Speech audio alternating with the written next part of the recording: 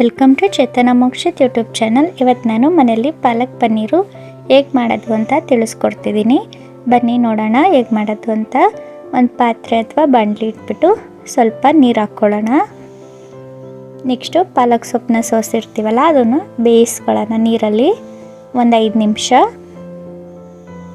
ಜಾಸ್ತಿ ಹೊತ್ತು ಬೇಯಿಸಬೇಡಿ, ಸೊಪ್ಪಿನ ಫ್ಲೇವರೆಲ್ಲ ಹೊರಟೋಗುತ್ತೆ. ಸಾಕು, ಒಂದು 5 ನಿಮಿಷ ಬೇಯಿಸ್ಕೊಂಡ್ರೆ ಸಾಕಾಗುತ್ತೆ. ಈಗ ನೋಡಿ ಸೊಪ್ಪು ಬೆಂದಿದೆ. ಈಗ ಇದನ್ನ ಒಂದು ತಟ್ಟೆಗೆ ತೆಗೆದಿಕ್ಕೊಳ್ಳೋಣ. ನೆಕ್ಸ್ಟ್ ಈಗ ಒಂದು ಬಾಣಲಿ ಇಟ್ಬಿಟ್ಟು ಬೆಣ್ಣೆ ಅಥವಾ ತುಪ್ಪ ಹಾಕ್ಕೊಳ್ಳೋಣ, 1 ಸ್ಪೂನು. ನೆಕ್ಸ್ಟು ಪನ್ನೀರ್ ಹೆಚ್ಚಿಟ್ಕೊಂಡಿರ್ತೀವಲ್ಲ ಅದನ್ನು ಹುರ್ಕೊಳ್ಳೋಣ ಒಂದು 5 ನಿಮಿಷ.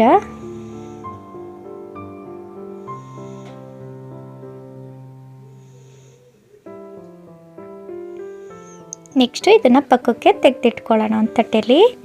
ಈಗ ನೆಕ್ಸ್ಟು ರುಬ್ಬಿದ ಮಿಶ್ರಣ ತಯಾರು ಮಾಡ್ಕೊಳ್ಳೋಣ.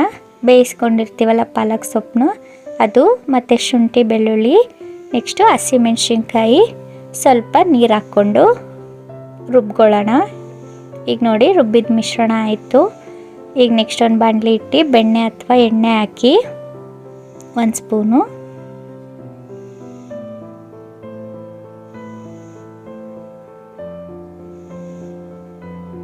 ನೆಕ್ಸ್ಟು ಹೆಚ್ಚಿಟ್ಕೊಂಡಿರೋ ಈರುಳ್ಳಿ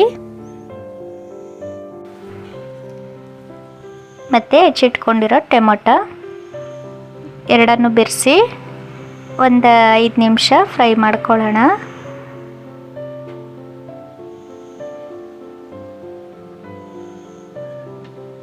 ನೆಕ್ಸ್ಟ್ ಈಗ ಇದಕ್ಕೆ ಪಲಾವ್ ಸಾಮಾನ ಆ್ಯಡ್ ಮಾಡ್ಕೊಳ್ಳೋಣ.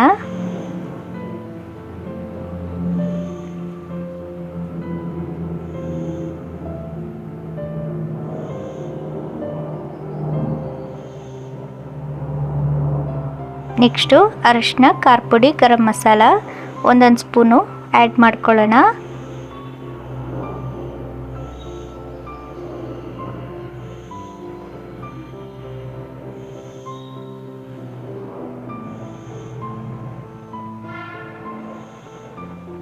ನೆಕ್ಸ್ಟು ರುಬ್ಬಿರ್ತೀವಲ್ಲ ಪಾಲಕ್ ಮಿಶ್ರಣ ಅದನ್ನು ಬೆರೆಸ್ಕೊಳ್ಳೋಣ.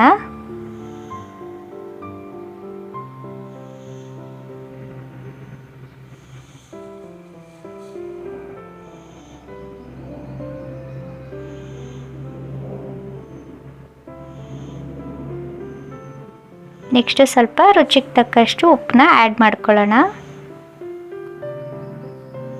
ಈಗ ನೋಡಿ ಗ್ರೇವಿ ಸ್ವಲ್ಪ ಕುದ್ದಿದೆ. ಈಗ ಇದಕ್ಕೆ ಪನ್ನೀರ್ನ ಹುರ್ಕೊಂಡಿರ್ತೀವಲ್ಲ, ಫ್ರೈ ಮಾಡಿರ್ತೀವಲ್ಲ ಅದನ್ನು ಆ್ಯಡ್ ಮಾಡ್ಕೊಳ್ಳೋಣ. ಜೊತೆಗೆ ಫ್ರೆಶ್ ಕ್ರೀಮ್ನ ಆ್ಯಡ್ ಮಾಡೋಣ. ಫ್ರೆಶ್ ಕ್ರೀಮ್ ಇಲ್ಲ ಅಂದರೆ ಬೇಕಾದ್ರೆ ಹಾಲಿನ ಕೆನೆ ಆ್ಯಡ್ ಮಾಡ್ಕೊಳ್ಳಿ.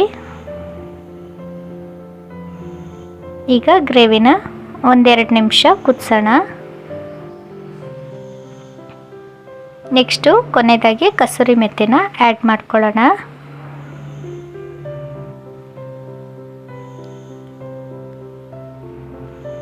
ಒಂದು 2 ನಿಮಿಷ ಗ್ರೇವಿನ ಬೇಯಿಸ್ಕೊಳ್ಳೋಣ.